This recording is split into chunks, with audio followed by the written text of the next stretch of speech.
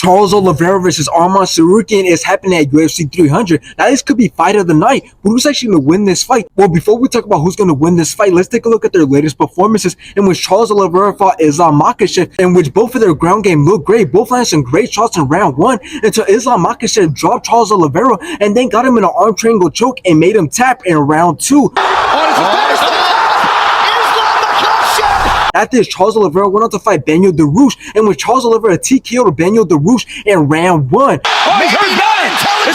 It's over! Charles Oliveira! Now let's take a look at Arman Tsarukyan's latest performances, in which he fought Joaquin Silva, in which Arman took control of round one with his amazing grappling and wrestling until he got rocked in round two. Fighters. But then Arman brought it back and TKO'd Joaquin in round three. Silva. Oh my God, that's it. Good job by the ref. At this, Arman Tsarukyan also went on to fight Beneil Dariush, in which he knocked him out in round one.